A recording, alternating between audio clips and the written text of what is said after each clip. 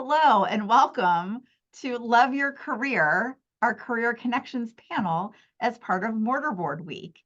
So Mortar Board was founded on February 15th, 1918, so 106 years ago tomorrow. So happy birthday, Mortar Board.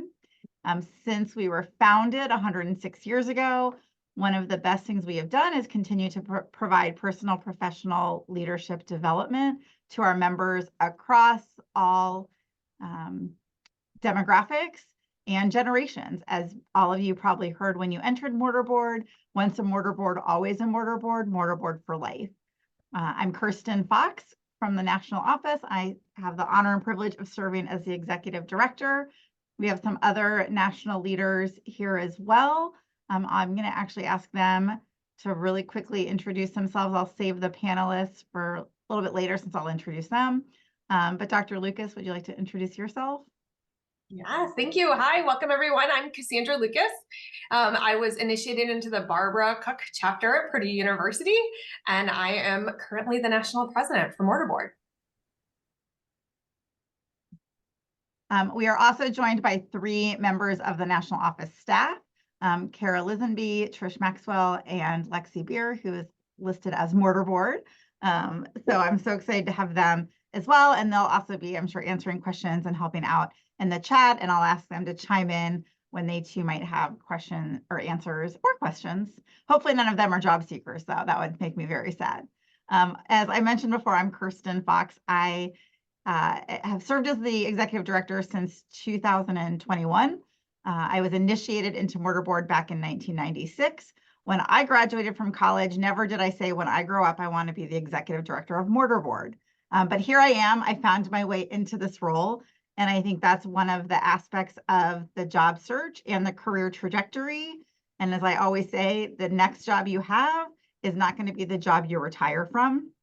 I don't know that I knew this was where my path would take me. I did spend quite a bit of time actually working in the career development sphere. I was a director of career education at a university, and then oversaw internships and placement experience as well for graduate students. So I have a little bit of experience in this area, and I'm really glad as when our panelist, Jenny Birch-Zielinski, got on the call, she said, we've been talking about this for a long time. So we're really excited that this is our very first Career Connections event with many more to come. And so welcome to our inaugural event.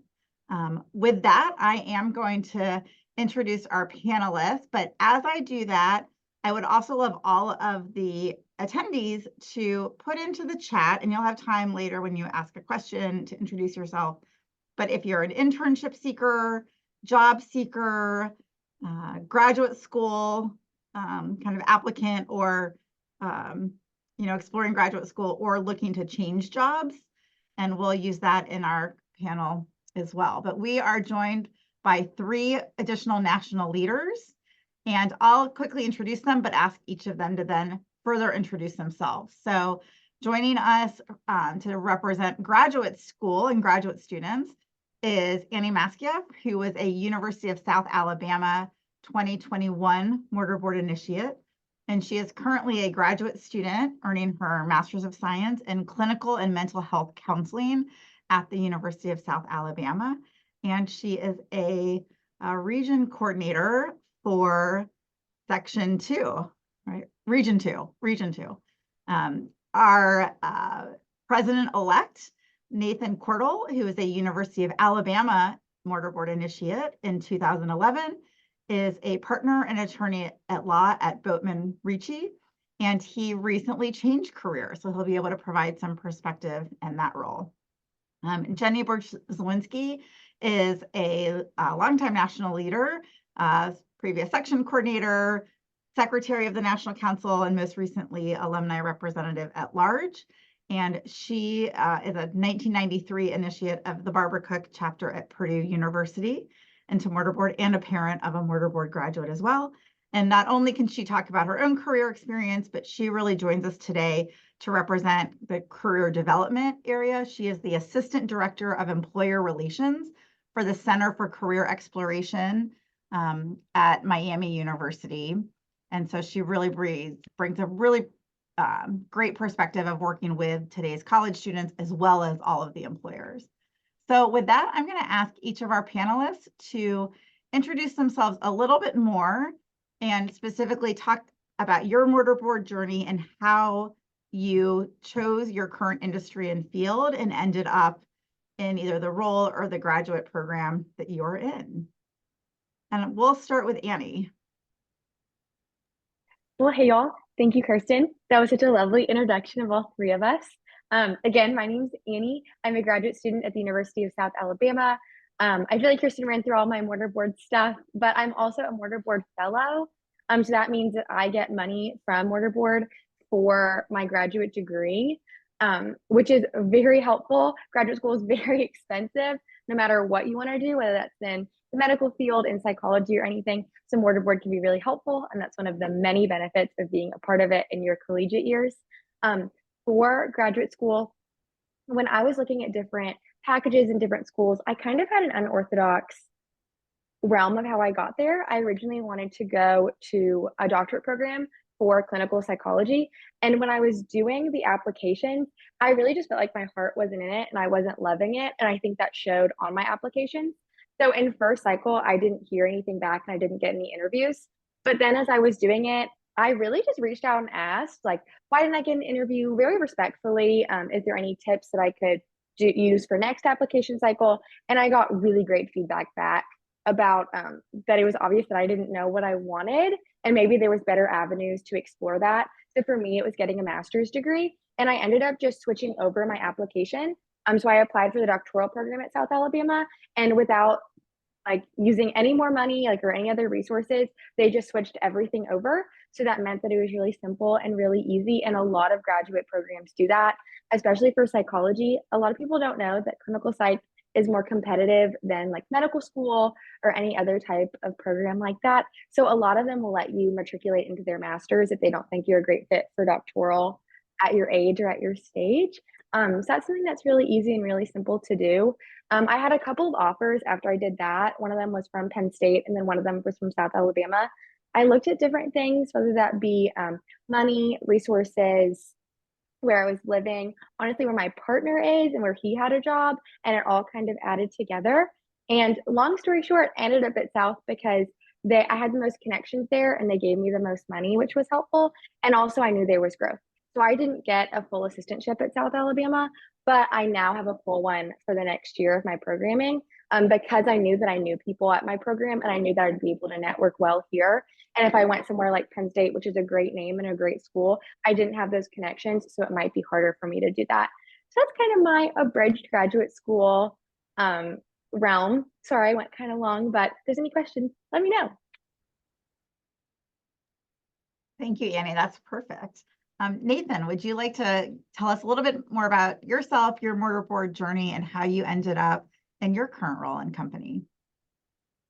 Absolutely. So I was initiated in 2011 into the Hypatia chapter at the University of Alabama, and I served as treasurer during my senior year. And then as soon as I graduated, I dove headfirst into national involvement, and I've been involved nationally with mortarboard since then, give or take a year and a half or two of sabbatical.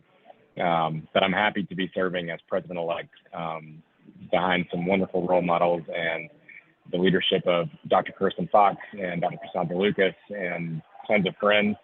I will say that where I'm at in my career, I've always said, never say no to an opportunity, always explore it. And if something falls into your lap, never say no, because you never know where that opportunity will lead you. And I'm in my 10th year of practice in the practice of law, and I've changed jobs now. Jenny and Cass are going to laugh, but I've changed jobs now at least 4 times, if not 5, since they've known me. But it's all been for the positive. It's all been for the growth of my professional development and my personal development. And that's what's crucial, is to figure out what is best for you at that season of your life. And I'm happy to address that further and to answer any further questions. But my mortarboard involvement has stretched, the gambit of, as a section coordinator, a committee member, an alumni representative on national council, an advisor to my chapter when I was a graduate student on campus. I mean, I've been involved since I graduated, so I'm happy to continue my involvement nationally. And I look forward to answering any of y'all's questions about your professional development. Thank you, Nathan. Jenny, I'll turn it over to you. The same question. Hi, everybody. I'm Jenny Berg-Slawinski, and my claim to fame on this call is that I was the person who got to tap current national president Cassandra Lucas into membership in Mortar Board way back in the early 90s. I guess we've already said the year, but so my Mortar Board journey is a really long one.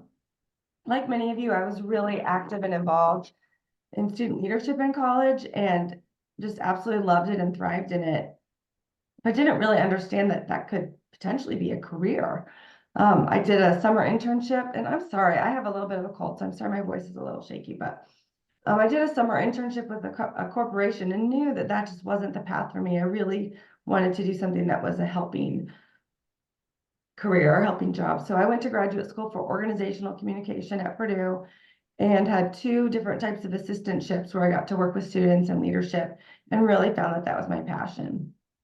So my first jobs out of college were in residence life and student activities, and absolutely loved those. But, you know, Nathan talked about seasons of life. And so as my children were born, it was a season where I stepped away from the workforce and raised my kids.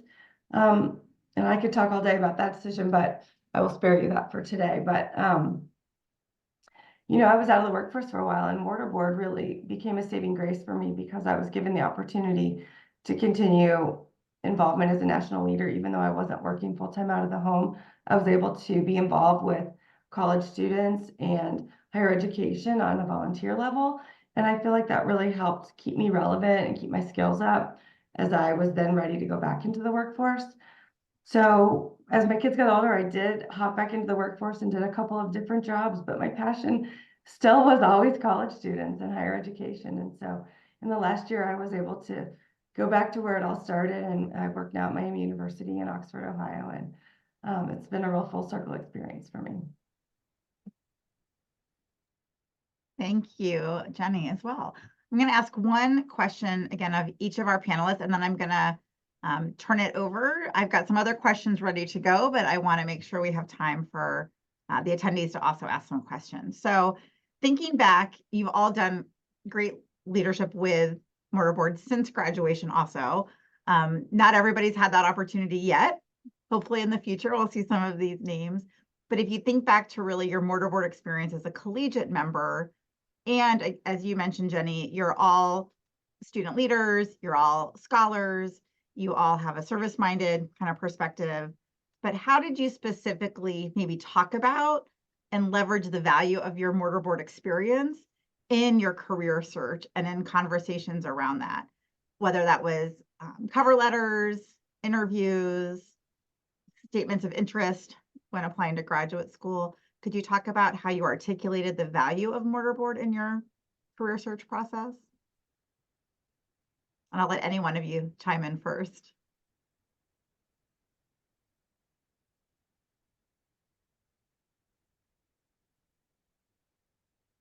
Hey, Nathan, I'm going to call on you. So having changed jobs quite a few times, I will say that one thing that Mortar Board has always given me is this commitment to community and service. And every employer that I've had, every firm that I've joined since I've been a Mortar Board, which has been 14 years, going on 13, 14 years now, they valued community service, and they valued, you know, the commitment to the community and to your alma mater. And they seem to value that. So I want, you know, as prospective job seekers, I'd love for you to highlight that in your resumes, in your job searches. What have you done to give back to your community? Because your employer is going to value that more than what you think.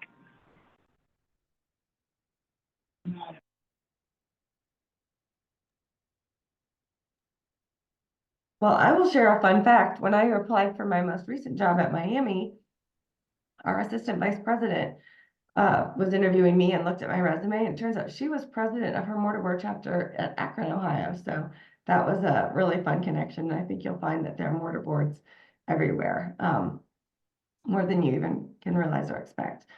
From a career services perspective, I would just suggest that it's really important to highlight what you've done as a member of Mortar Board. So rather than just simply listing that you're a member, how did you make the organization better? What were your contributions? What actions did you take? And what were the results of that? And so I would of course encourage you to do that with all of your activities and accomplishments and involvements, but particularly with Mortar Board, if you haven't really stepped out and made those types of contributions, what can you do to go above and beyond just that general membership role? And Annie, not to jump your gun, but I'm going to piggyback real quick on Jenny's comment that you never know who's a mortar board and who's not. Because one of my former law partners was reviewing my resume and said, "Oh, you were a mortar board. I was president of my chapter. So what do you do with mortar board now?" And I'm like, "Well, I've been involved in national council. Like I'm president-elect. So you never know who you're going to find in this beautiful family and this beautiful connection of network that we have. So don't hesitate to highlight that on your resume because it can stand out. And if one person sees it, then it can start a conversation as to what their experience was and what your experience has been. Yeah, and as a student, I have a different perspective. I don't really have like a career that I've created for a billion years because I haven't been alive for longer than 22 years.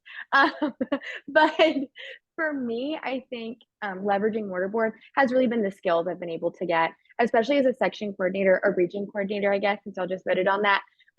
Being this young, I've been able to have a ton of communication experience of calling chapters, of doing things of that nature, of having a Google Drive, doing stuff like that. And I think that it's really helpful experience that I can talk about on a resume or I can talk about in an interview that a lot of students or a lot of graduate students don't have. I also have always been told that with volunteer experience or any type of service experience, a lot of employers, and Jay and Nathan, you might be able to answer this better than I can, but they like to see like long-term commitments.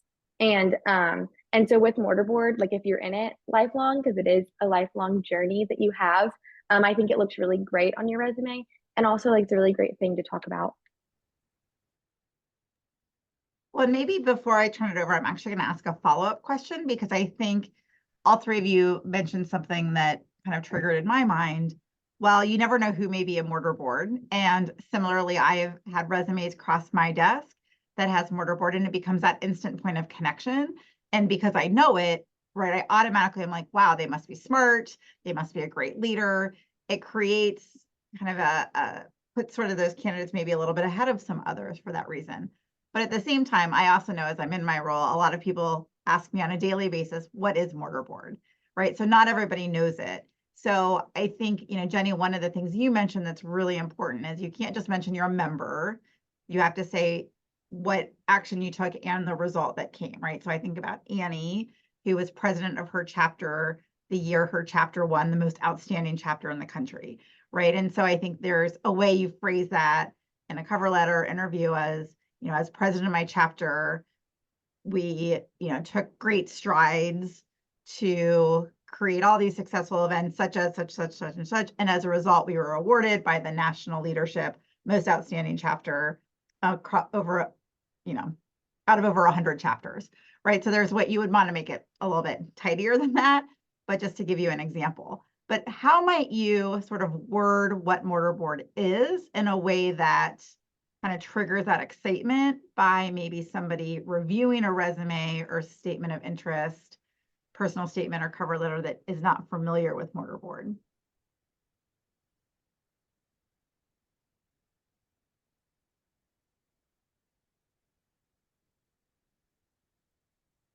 I think for me, when I put it in there, I definitely try to highlight not only is it for like the top seniors at your university, but the pillars or scholarship, leadership, and service. So it's not only showing that I'm a very good student, but also I'm a well-rounded student in all of these areas. So hitting the pillars for sure. Well, and to piggyback off Annie and Jenny, I'll let you close out with your experience with your new job.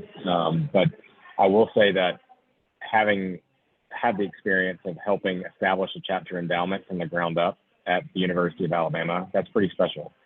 So, you know, what I did is, as part of my resume was I helped establish the chapter endowment for the Mortar Board chapter at the University of Alabama by establishing the book scholarship initially in 2012 at the University of Alabama that helped our Hypatia chapter move toward an endowment with Mortar Board and gave back to our alma mater. And by doing that, like I spelled out exactly what I did to help make that happen. Relationships with the administration, you know, reaching out to student groups and having cross collaboration with student groups across campus. All those things matter. So as much as you can be detailed in that regard, it's fantastic. But Jenny, I think you probably, from a career development standpoint, have some comments as well. Sure. Well, I would just add that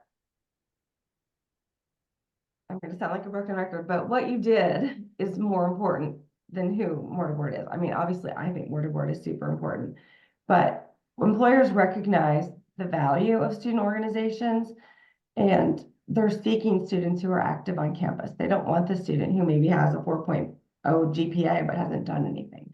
They want to know what you've done. So I think the importance of Mortar Board is to really highlight that it's not just an honor society that, like, you go and you show up and you get a certificate and, you know, put it on your resume. That's not who we are. And so I think that's more of the area that to highlight is the service, the scholarship and leadership that you provided as a member of Mortar Board, rather than just getting that certificate and sticking it on your resume. Thank you. Well, I'd like to make sure we have time.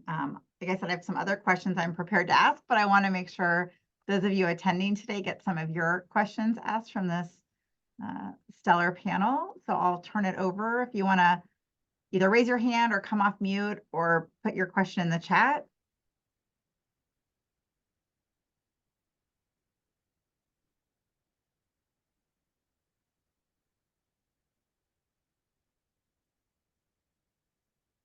Well, while you're thinking, again, just feel free to use any of the hand raise options or the chat.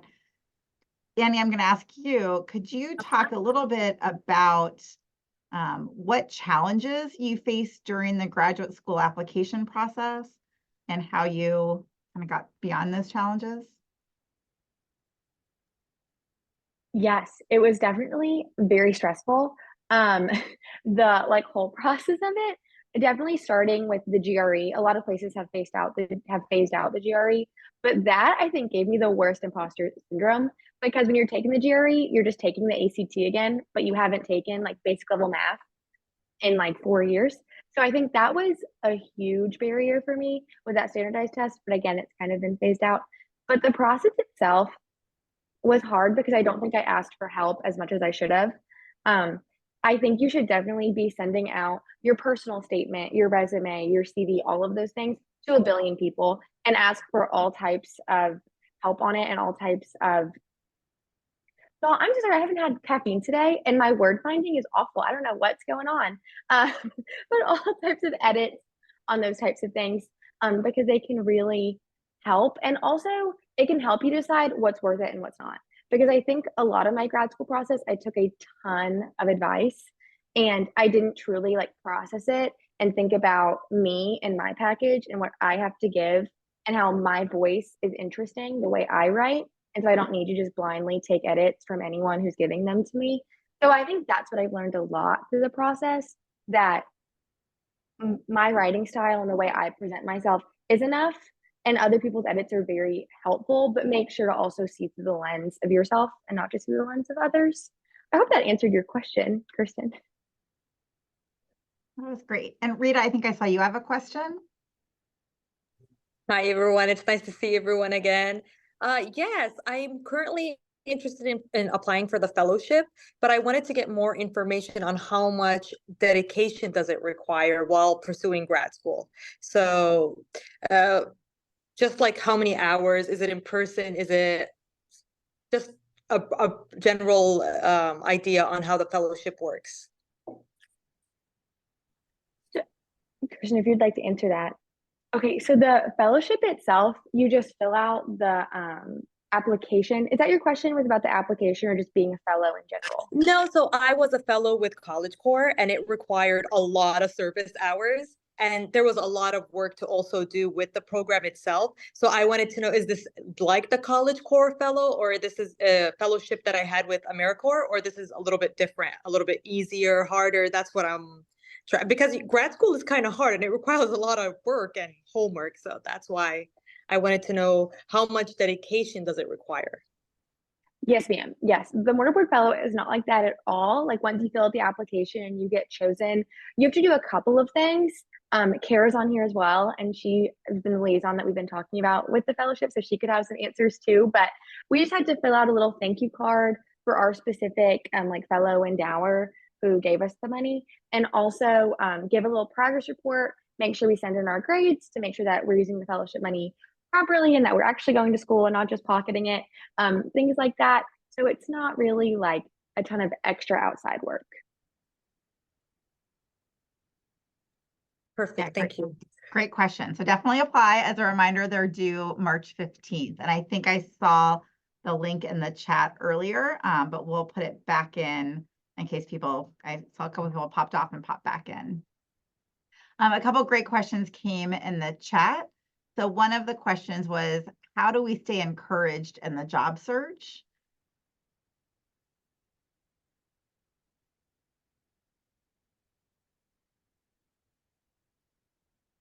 Nathan, you recently went through a job change.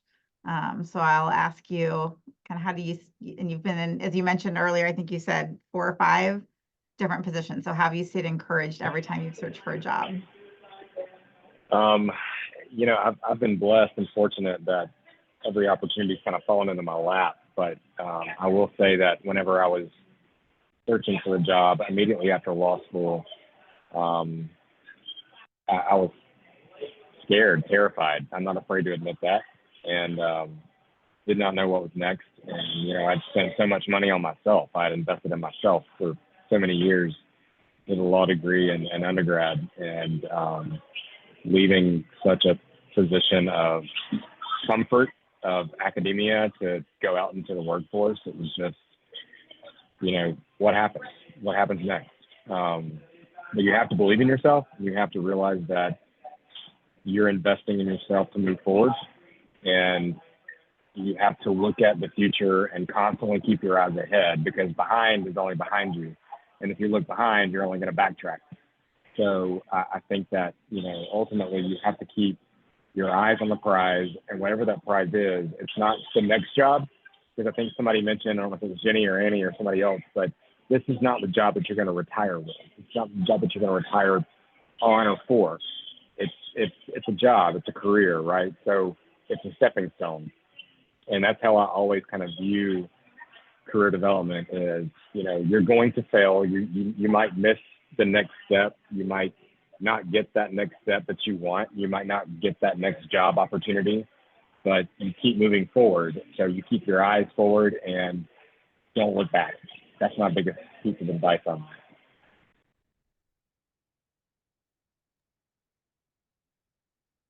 I will jump in here and add just a few thoughts in terms of staying encouraged in the job search. And the first one is that it really is important to be persistent.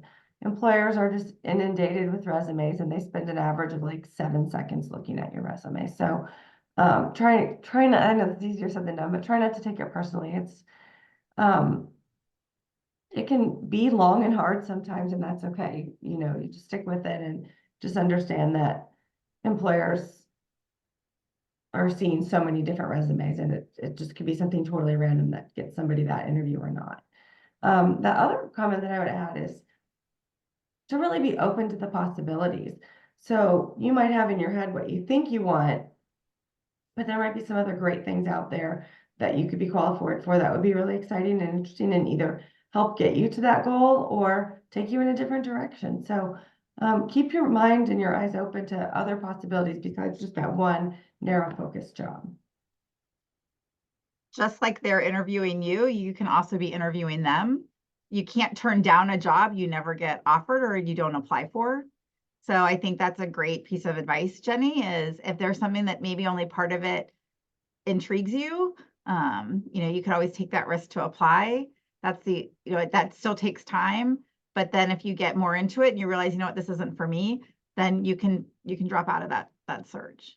A couple other questions have come in, some really great questions. So Marlena asked, how can you, and maybe Marlena, I'm going to ask if you mean kind of just in general with skills, or if you mean more kind of salary negotiation, or maybe both.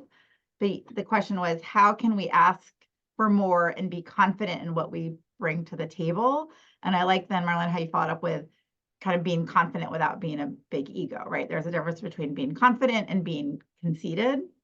And it's important to be confident in the job search, but you're all student leaders that are probably humble also. That's why you care about service and leadership in your communities. So could our panelists talk about how do you balance and being confident, and how do you kind of promote yourself in a way that feels authentic?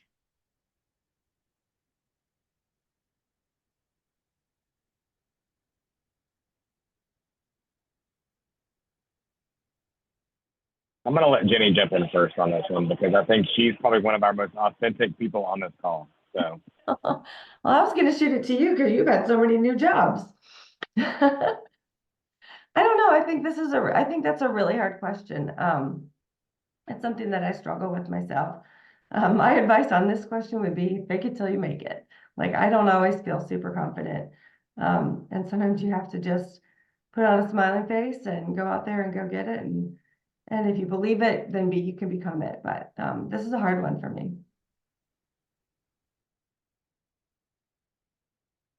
I will piggyback and say that I've had a few hard conversations recently with some partners of mine.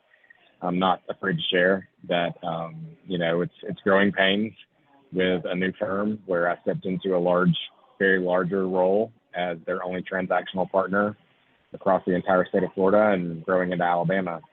And they're all litigators, and I'm a transactional lawyer. So we completely speak different languages. So it's hard conversations, and you have to kind of stand your ground and understand your value, your worth, and don't shy away from what you bring to the table. And also just be confident in what you bring and who you are and the personality that you bring, because it's more than just your experience on a resume. And it's more than just what's on paper. It's what you can bring to the table as far as from a personality standpoint, just a knowledge and experience standpoint, and how you interact with your peers. And that's truly, truly more important, in my opinion, than what's written on a piece of paper.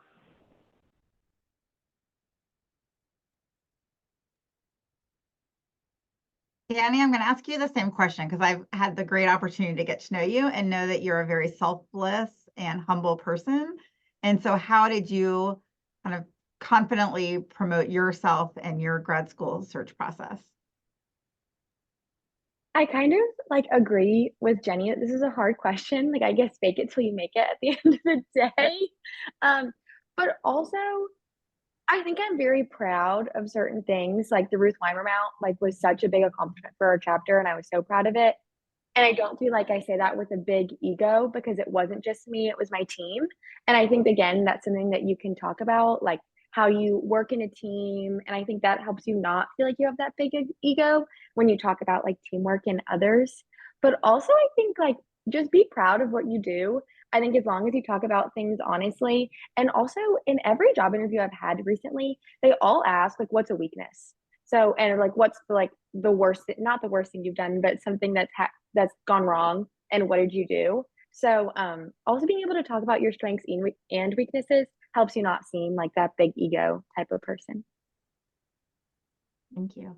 One of my favorite tricks is I go into any interview, and beforehand I kind of maybe write down on note cards or think about what are 3 things I'm most proud of that I think I can bring to that job or that position. And I don't necessarily know what question they're going to ask, but if I kind of have in my head, these are 3 things I want to make sure I address before the end of the interview, every time I get asked a question where somehow I'm able to then insert that in. And then I also have practiced it, right? Just like you practice, your musical instruments or your sports or for the theater, I practice your interviews as well. So you are coming from that place of confidence, because as Annie said, you're always going to get that question, what can you bring to this position? Or what do you think your greatest strengths are? What are you most proud of? How did you overcome adversity? Right? There are those typical questions that are asked in different ways, but are asked in every interview. So another great question that came in, there's a few of them. So Eve asked the question about, how do you find a job without connections? And I did see that Kara answered about, so that's a helpful comment. And obviously your Mortar Board community is a connection, but could our panelists talk about kind of making connections and finding jobs if you feel you don't have a connection? So I'll chime in first. Every job that I've had has come from networking and connections. So my first job out of law school, my partner was my mentor in law school, and she was 30 years older than me. She could have been my mom, and she trusted me and believed in me. So it was our connection that brought us together. And then after that, it was the connection that I had with another firm in Florida. So they moved me to Florida. And then after that, it was a client, an in-house client that I had that hired me away from that firm to be their in-house counsel. So connections are so vital and so important, and networking is incredibly important. And it's not as easy for some people as it is for others, but networking can come in a variety of forms. It's not showing up to events and swapping business cards and shaking hands. It's just being present and doing a good job, and smiling and being there and supporting your community. So making sure that you're there when you can be and being present, in my opinion, that's better than anything else that you can possibly do.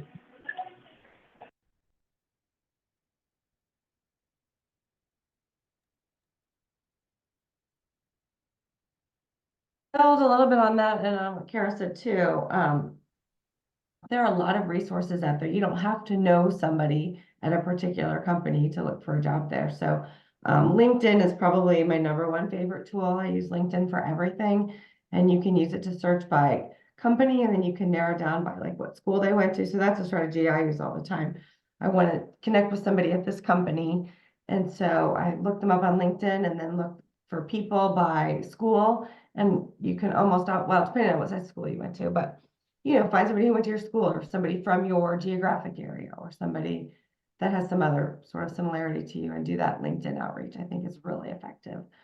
Also, if you're still in school, or even as an alumni, your university has a lot of tools that you can use. So at Miami, we're a handshake school, so handshake is an amazing way to look for jobs. A lot of schools have alumni networks, ability to reach out to alumni that way. So the more you can leverage some of your affinities, some of your groups, your sorority, your college, certainly your Mortar Board membership, and I think there's going to be more coming out about that, but that's a great way that you have more connections than you realize. Yeah, I think at our university, we even have like a part on our alumni website of businesses that are founded by alumni of the University of South Alabama. And I bet a lot of the alumni associations across the country have that in some form. I bet you can just ask for it. That's something I've always learned in undergrad. A professor taught me, what is the worst thing they can say? No. So I really just ask. I also think connections can be built everywhere, especially what Jenny and Nathan were saying. And what Kara was saying as well, like whenever you make a relationship, that can truly be a connection. So if you're just genuine and honest in yourself, then usually it's easy to build those connections and those networks. Well, and I'll piggyback on what Trish put in. Sorry, Kirsten. I'll piggyback on what Trish put in the chat. Is that it's not about networking and events. It is relationship building. Truly, like if you can build a relationship, ever how you can build it, build it. If that means a personal one-on-one where you go to lunch, or you shadow someone, or you establish that one-on-one relationship, it doesn't necessarily mean showing up to a big networking event where you feel lost or like a wallflower, because I've been there, and it sucks, to be quite frank. So if you can get to that point where you have those relationships with people where you can just do that one-on-one mentoring, and I've taught mentoring classes the last several years, and it's called situational mentoring. It's not necessarily occupational mentoring, where you might need that somebody that can just help you through a certain situation. So find that relationship, whether it be one-on-one or in a group or whatever, but you don't have to go to an event. So don't be overwhelmed by going to an event. It can be as small as just showing up to lunch. The only thing I'll add before the next question is you also, the person that you network with, and Jenny alluded to this, doesn't have to be in the job or the profession that you want to get. So, as I was reading through, I can't remember which one of you said you wanted to go into maybe theater. I have no theatrical bones in my body. Can't sing, can't dance, can't act. But my brother has a Master's of Fine Arts from California Institute of the Arts, right? And so most of us, we, especially Mortar Boards, again, that's one of the best parts, is we have our own networks, whether they're Mortar Board or beyond, in all career fields, all industries across the country. And so using your Mortar Board connection, that LinkedIn community, posting, I'm looking at this, I may not be that person, but I likely know somebody who's in that field, and then I can help connect you as well, right? And that's what all of, that's the great thing about an organization like Mortar Board. But great tips on networking and everything. So love that. All right, there were so many questions. Oh, sorry, Kristen, I'm so sorry. I'm gonna just add one more thing just from a really practical standpoint to that. So don't be afraid to ask for an informational interview or a coffee, like, a chat. Most people are very open to having a conversation with you that's purely informative. So rather than, I think if you're just going, I want to talk about a job, it can be a little bit off-putting. But if you say, hey, I'm an alum from Miami University, I want to learn more about careers in cybersecurity. Would you have 30 minutes for a Zoom call, or can I take you to coffee, or, may I do an informational interview? Most people will be more than happy to do that for you. And then that can lead to, if that goes well, then they can say, hey, let me introduce you to my colleague who does X, Y, or Z. And then quickly to piggyback off Jenny, I actually did that last semester and it was so helpful. Like I just emailed this woman, which it was so scary, but once I did it, like now it's easier, and I've done it a couple times after that. But I emailed the director of wellness, who has my same degree in the College of Medicine, which is something that would be really interesting for me, as well as they pay really well for the job that I want to pursue, which is a counseling profession. And I learned that I don't want her job. I want the job of one of her coworkers. And that was really helpful. And I was able to email them. And then I just got more data. And now I know what I want to do a little bit more. So Jenny, you're so right. It's so helpful. Oops. Great advice and input. Another question that came in, so switching gears a little bit, what would you say to encourage college graduates who are being told they aren't qualified for what they went to college for? And I don't know, I don't remember who that question came from, but I don't know if you want to expand a little bit on that. Sure. Can everyone hear me okay? Yes. So basically the thing I've been going through is that I keep applying to jobs, and I've applied to probably upwards of like 1,000. And every single job is like, you need like 5 years of experience to get this entry level position and things like that. So I keep getting stuck with like very part-time minimum wage work, or get stuck in retail or customer service, which is not what I want to do. And I can't seem to break into an entry level anywhere I go. And keep being told like, you're not qualified, or like we want this instead, or we want the experience, or things that you don't have because you went to college.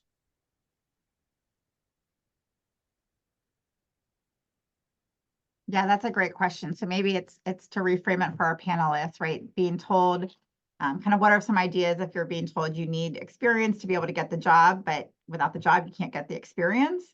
And so it's sort of that vicious cycle that we hear about a lot, especially with today's college students. So also know you're not alone in this. I know I've heard it before, and I'm sure Jenny has heard it at the Career Center as well. So what advice, panelists, do you have for how do you get some of that experience without being able to land the job because you already have the experience?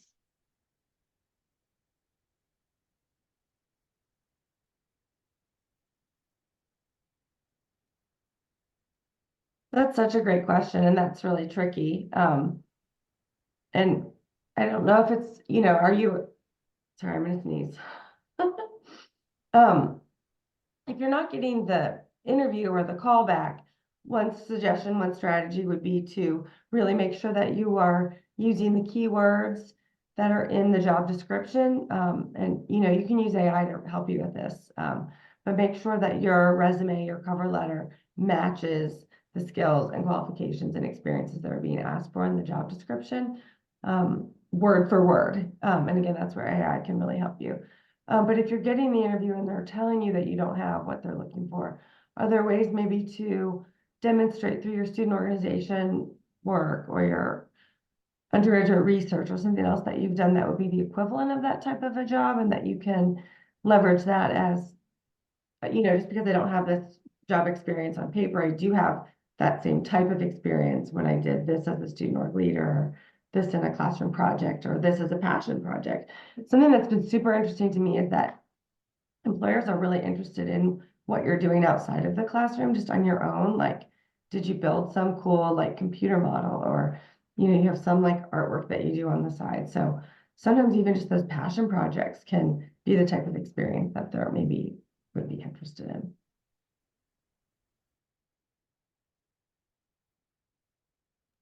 I also think, going back to our last question, that could be a way to sort of build a relationship somewhere, like to maybe ask an employer or someone in the field, like, what can I do? Like, ask that informal conversation. I think that could be really helpful to get some more data, and to learn, because if something's not working, that's totally fine. But we need to find something that does work. Maybe that's the question that you could ask someone. That also shows you're interested in a serious candidate.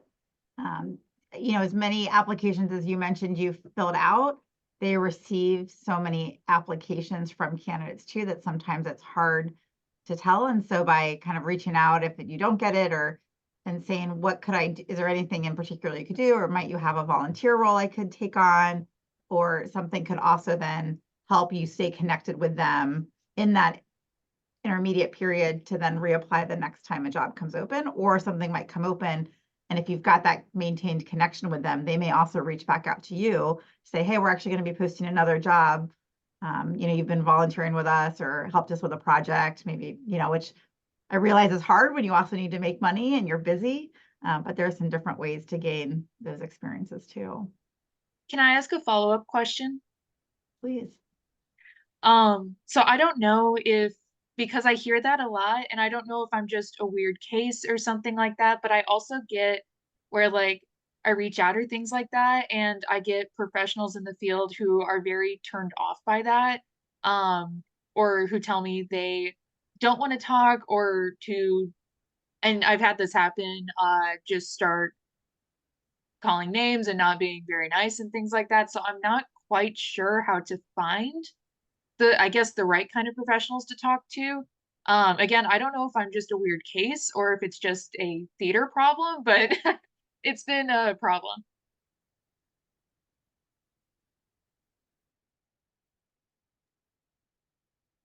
I was waiting to see if maybe Jenny from the Career Center had an answer, but I see Kara also came off mute, and I think she has a connection. She might be able to put you in touch with Kara. I do, and I'm going to tell you about somebody that used to work in our national office. Her name is Brooke.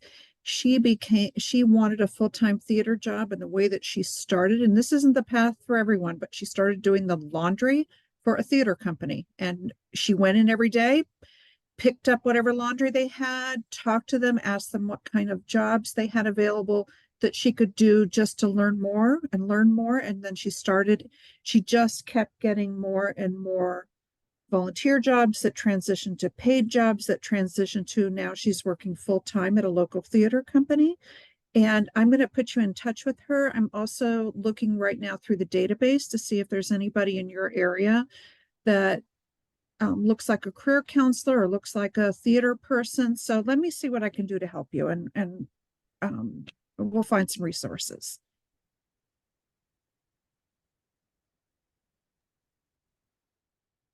Thank you, Kara. Yeah, as Trish put, that's Kara's role.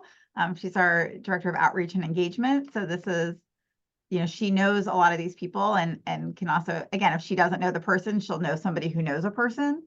And so we can also, you know, and I put that offer out to anyone, feel free to follow up with any of us afterwards. And again, if we might not be able to know, but you've got this group of the panelists and national office staff who've all been job seekers and, you know, employers over time that are also happy to kind of help individually look at, you know, is it a resume? Is it maybe how, you know, the way you reach out, other things, because we know how hard it can be. Well, I want to be cognizant of time, and we only have about 5 minutes left. And I do want each of the panelists to be able to offer some great advice before we go. So I'm going to ask each of our panelists to just lean in with what is the, you know, one main piece of advice you would give kind of these career seekers, whether it's grad school, job, even grad students are going to eventually be searching for a job.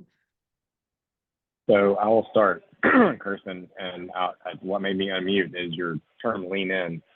And I like that term a lot. You have to lean in, and you have to lean into every opportunity that comes your way. It might not be a right fit for you. You know, you could get into it and it not be a right fit, but lean into every opportunity that comes your way and be open to the success that you can achieve by leaning into the opportunities that are in front of you and that are on your plate.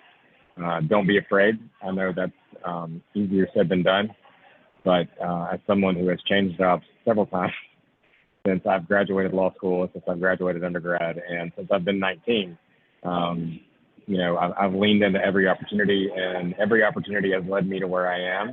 And here I am as your president-elect for National Council, and I'm excited to be in this position, and I'm in a great place in my career because I've leaned into every opportunity. So trust what the universe provides you.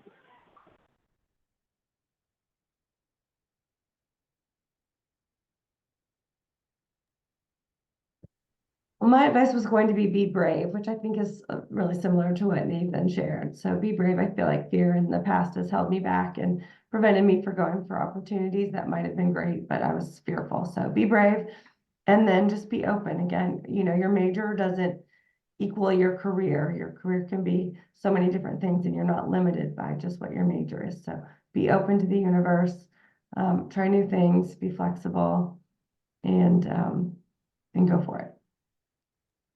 I love the be open to the universe that both Nathan and Jenny shared.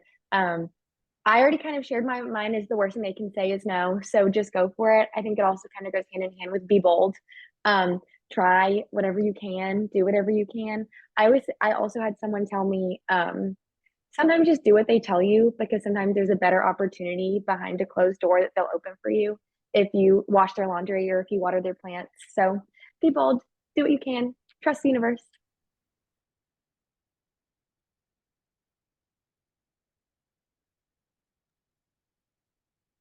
Well, I want to thank all of our panelists. It's almost the top of the hour, and we want to be cognizant with everybody's time and not keep you longer. But again, I'm excited that this is the first of many Career Connections events. And actually, we would love if you have any ideas of what you would like to see as some future events. You can either tell us now or put them in the chat. We, you know, have some ideas, but we also want to hear from you. So as you saw, Trish put in the chat, please put some ideas for Career Connections. We are looking to have kind of a monthly program, and then eventually also have something such as a podcast that you can kind of access in your own time. It may take us a while to get there. And then I want to give Kara a little bit of time to also talk about the affinity groups.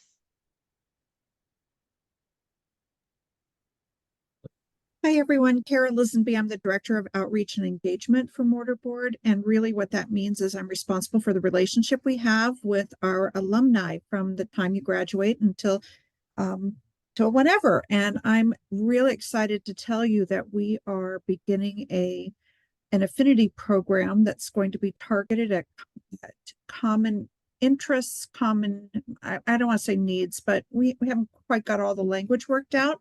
But I'd love to have you work with us on a working group to tell us what you need, what your peers need. And you can reach me. I put my email address in the email, or in the chat, but I'll put it in there again. If you have any interest in doing that, please do reach out to me.